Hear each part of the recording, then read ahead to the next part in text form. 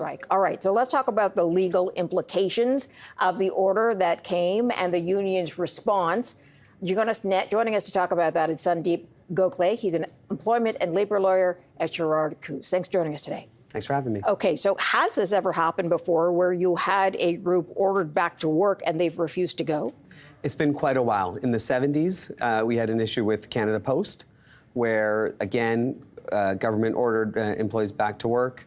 Union took a very aggressive, defiant position, and ultimately it ended up with union leaders being getting jail time as a result of their defiance. Okay, this CUPE leadership team is saying the same thing. They would rather go to jail than tell their flight attendants that they have to go back to work. Do you see it getting that far, or was that an extreme circumstance back then? It was an extreme circumstance. There are financial implications as well for CUPE right now.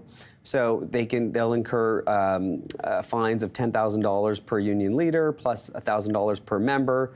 And that, think of the 10,000 members, the money can escalate pretty quickly. Plus, they're potentially incurring civil liability as a result of their conduct as well, because Air Canada is losing money daily as a result of their inability to fly the planes. Yeah, millions of dollars. So, as you know, one of the main arguments from the union is that this is a group that does not get paid for their time on the ground. They're only getting paid when the flight's in the air. And you heard the CEO saying they are trying to address that. Is that a valid complaint in your mind? I mean, I know the CEO said this is how it works and this is how it's worked for many years. It's beginning to change now, but they're not there yet. Yeah, it's an industry-wide issue. There are some airlines that have changed it. And Air Canada did ultimately have proposals that included payment for parts of those times. They weren't at the full rate, but still they were making progress and there was some benefits there. So it is a valid issue. I think CUPE did an excellent job early on of educating the public on this industry-wide issue.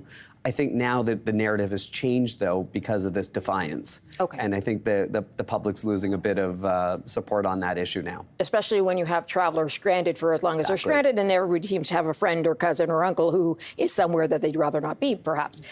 What is the next step for the Labour Board? If they have this kind of defiance, what can they do about it?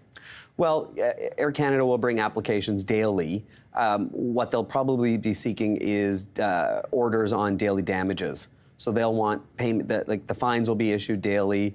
They'll likely bring civil action as a result of the defiance. So you're going to see a lot of activity from Air Canada over the next kind of 24 to 48 hours. But other than that, their hands are tied. Their hands are tied. Wow. Okay, so do you see this ending with some sort of binding arbitration because both sides are so far apart?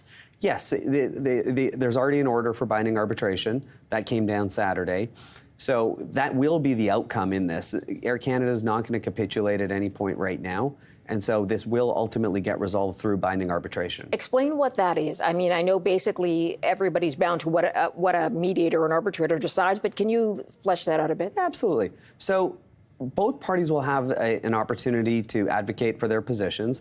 They'll file a significant number of briefs with the arbitrator. The Canadian Industrial Relations Board will appoint a private arbitrator to ultimately hear the issue. And the arbitrator will hear both sides and ultimately decide what the outcome or what the terms and conditions should be of the collective agreement. And we'll address things like wages, benefits, as well as whether or not that time before and after a flight should be compensated and at what rate. Historically, does an arbitrator tend to give more towards the employer than the employees? Because the union here is saying this is what Air Canada wants anyway. Yeah, and I think what they're missing the point is arbitrators are objective, they're independent, and they call it how it is. There'll be a party, be careful what you wish for from Air Canada's perspective, because you may not get what you like.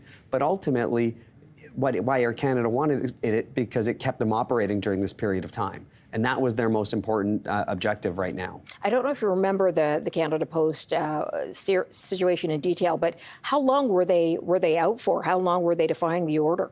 Oh, it went a lot longer than this one. Like, this was, 4 hours strike, decision came down, and now they're, 48 hours out. So it went longer before jail time and prison time came to tuition. And you mentioned that fines will sort of go up every day, or do you think it'll be like a $10,000 fine per day? Legislatively, it's capped. So it's going to be pretty set. And the Canada Labour Congress has already said they're going to support from a financial perspective. But when you do the math, the numbers can get in the hundreds of thousands overnight. Okay. And I think that's an issue. But generally speaking, I guess then it's up to the union and those flight attendants about how they're going to respond. Correct. Got it. Okay. We could be in for some dicey days or weeks ahead. Thanks very much for coming in. Appreciate your time. Thank you.